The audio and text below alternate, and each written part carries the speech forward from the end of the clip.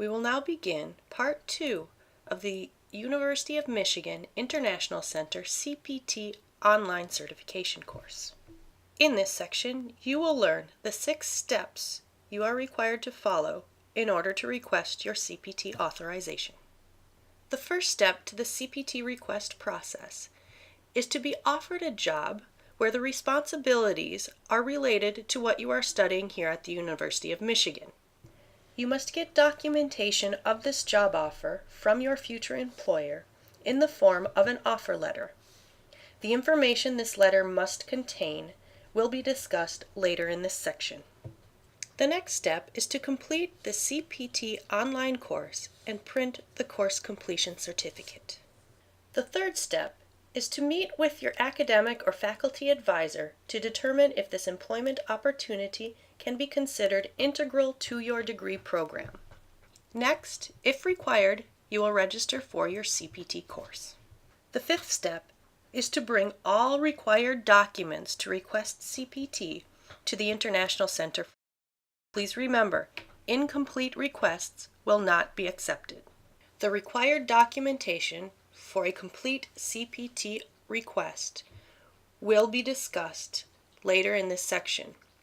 It will also be listed on the certificate you will print at the end of this course.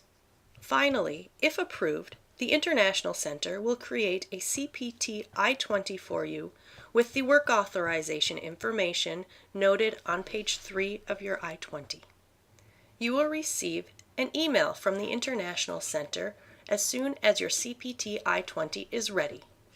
When you ask for a job offer letter from your employer, the following information must be included, or else we cannot process your CPT application. The job offer letter must be written on company letterhead and be addressed directly to you. Your name must be listed on this letter.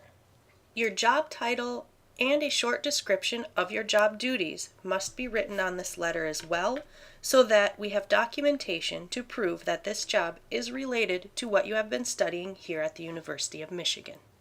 The address where you will physically be working must be included in the letter. This includes the street number, city, state, and zip code. It should specify the number of hours you are expected to work per week so we know whether to approve you for full-time CPT or part-time CPT. Finally, we need the exact start date and the exact end date of your employment opportunity. We cannot process your CPT application without any of this information.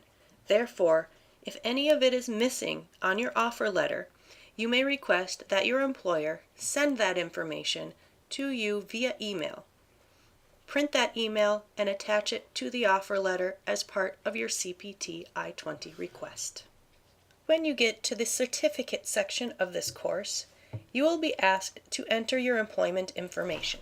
If you complete this course before you receive your job offer letter, you can still print the certificate. The information in this section shaded yellow will be left blank.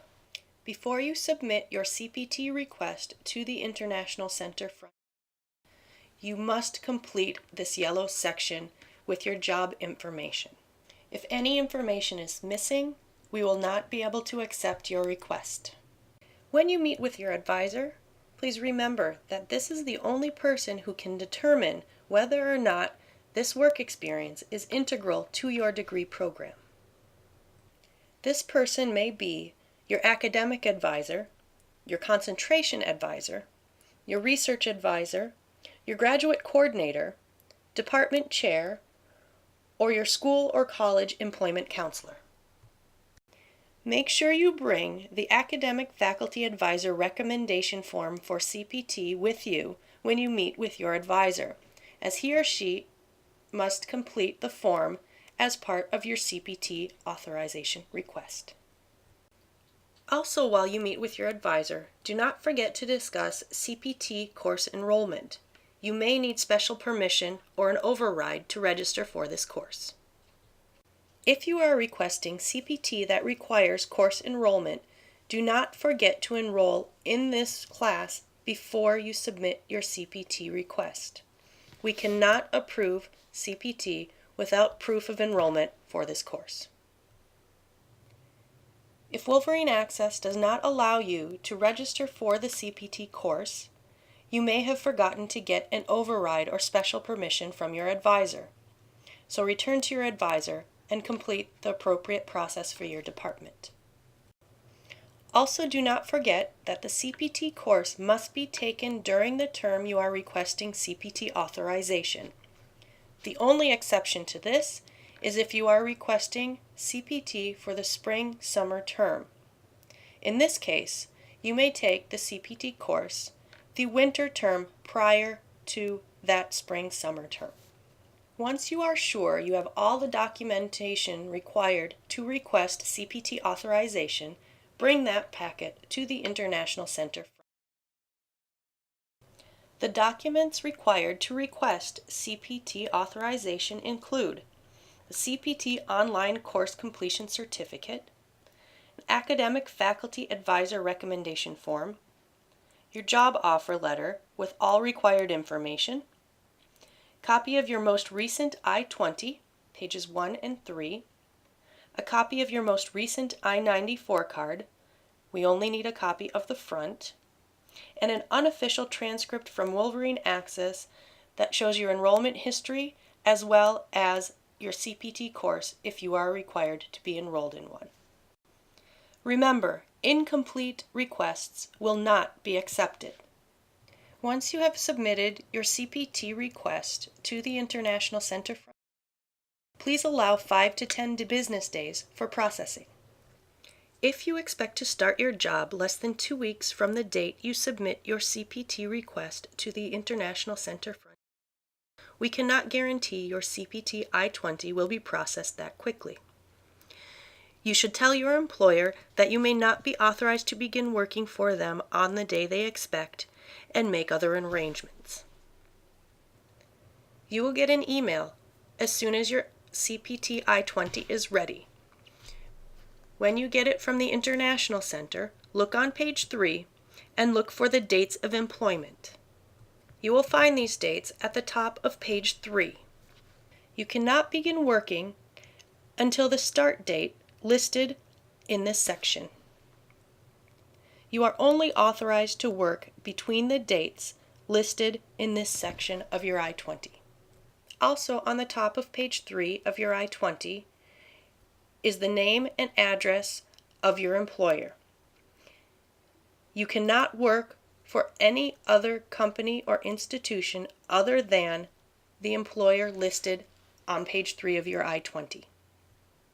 Once you get your CPT I-20, this is the I-20 you use for all immigration purposes, including travel, from that point forward. Do not throw out old I-20s, as you may need copies of them in the future. Your CPT I-20 will have a travel signature on it, and this notation on page 3 will also make you eligible for a Social Security number. For instructions on Social Security applications, please visit the Social Security and Taxes section on the International Center website.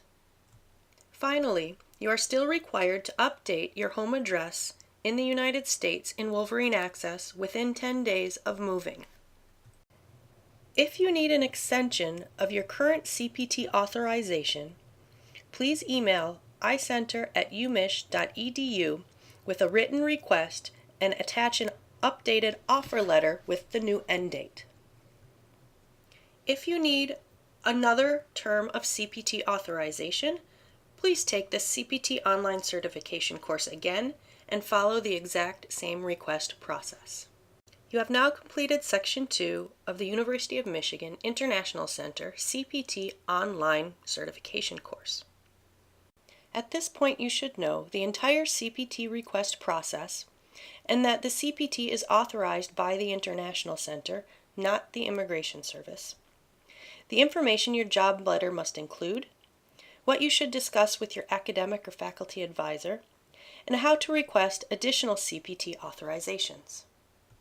You are now ready to take the quiz on this information. Once you have answered all the quiz questions correctly, you will be forwarded on to Part 3 of this course. and receive your online course completion certificate.